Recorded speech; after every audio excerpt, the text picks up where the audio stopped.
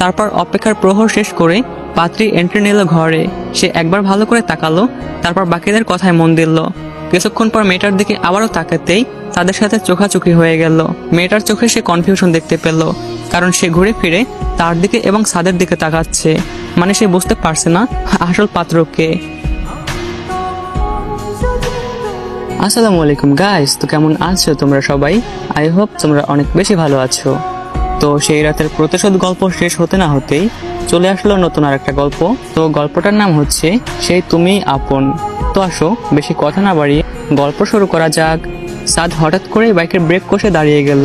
পিছনে বসে থাকা সৈকত হুমড়ি খেয়ে সাদের উপর পড়লো এবং সে অবাক হয়ে বলল, কি রে, কি হলো, এভাবে থামলি কেন? সাদ বলল, ওই দেখো বর্ষার রূপ। সৈকত তার ডান দিকে তাকিয়ে বলল, যাহ বাবা, বের হলাম ঘোর বর্ষার কদম দেখতে, আর সামনে পড়লো আজ তো কোলো ব্যাংক। রিক্সা উল্টে পড়ে গিয়ে কাদায় মাখামাখি হয়ে যাওয়া মেয়েটা তখন কাদো কাদো হয়ে বসে আছে। একবার এদিকে ওদিকে তাকালো, তারপর সে ওঠার চেষ্টা করলো।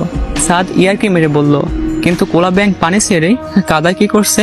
সৈকত বলল, মনে হয় বৃষ্টির অপেক্ষা। বলেই দুজনে হেসে ফেললো। তারপর বাইক থেকে নেমে মেয়েটাকে উদ্দেশ্য করে বলল, ব্যথা পাননি তো, উঠতে পারবেন একা? তারপর হাত বাড়িয়ে দিয়ে বলল, হাতটা ধরে উঠে পড়ুন। মেয়েটা কিছু না বলে একাই উঠে দাঁড়ালো। এমন ভাবে কাদায় পড়ছিল যে মুখের ভৌগোলিক চিত্রে কিছুটাই বোঝার উপায় নেই। কি বিশ্রী অবস্থা। আজকের সকালটাই তার মনে হয় খারাপ যাবে। মেজাজ খারাপ করে বাড়ি থেকে বের হয়েছিল, এখন আবার পড়ে গিয়ে এই অবস্থা। সিনেমার মতো নায়কের সাথে ধাক্কা লেগে পড়ে যেতে যেতে নায়ক স্লো মোশনে তাকে ধরে ফেলবে, তারপর দুজন দুজনের দিকে অপলক দৃষ্টিতে তাকিয়ে থাকবে, আর ব্যাকগ্রাউন্ড মিউজিক বাজবে, লা লা লা লা লা। সেটা আর তার কপালে জুটল কই? তার তো আটার বস্তার মতো কাদায় পড়ে যাওয়ার কপাল, তাও আবার স্মার্ট নায়ক মার্কা ছেলের সামনে। আর পড়েছেও এমন ভাবে যে তাকে দেখে কোলো ব্যাংক ছাড়া আর কিছুই ভাবা যাচ্ছে না।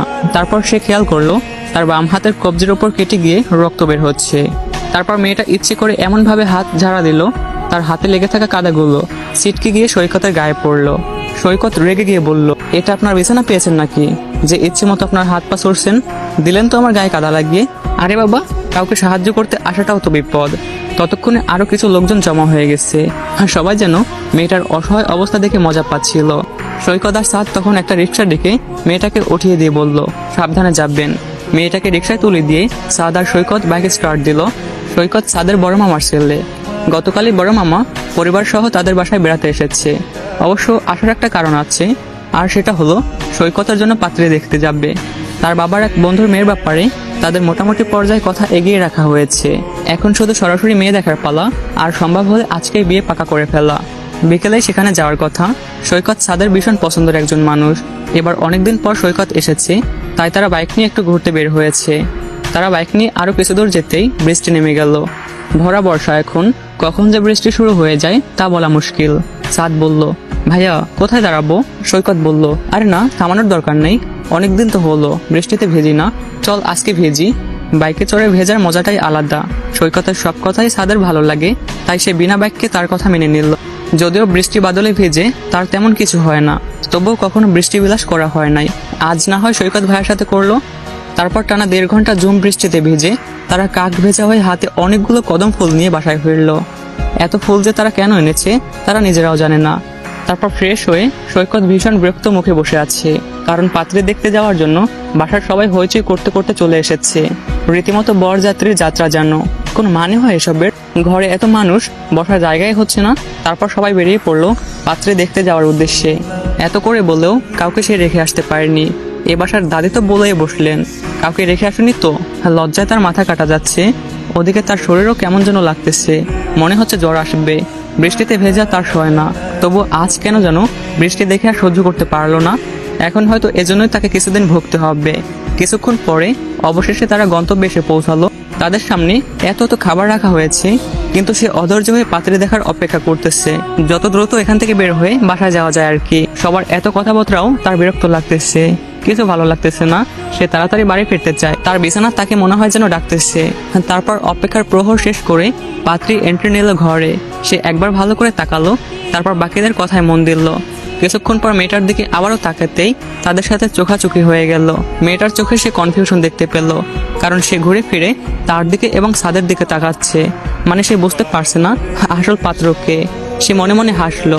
হঠাৎই তার কানে দুম করে এসে গেল তার বাবা বলছে, আলহামদুলিল্লাহ, মেয়ে ভীষণ লক্ষ্মী, ছেলে আর মেয়ে একটু আলাদা কথা বলুক, তাদের নিজেদের মধ্যে একটু হালকা জানাজানি হোক আর কি। মেয়ের পরিবারও বেশ খুশি, তাদের সবার কথা শুনে মনে হচ্ছে বিয়ে আজকেই ফাইনাল করে ফেলবে।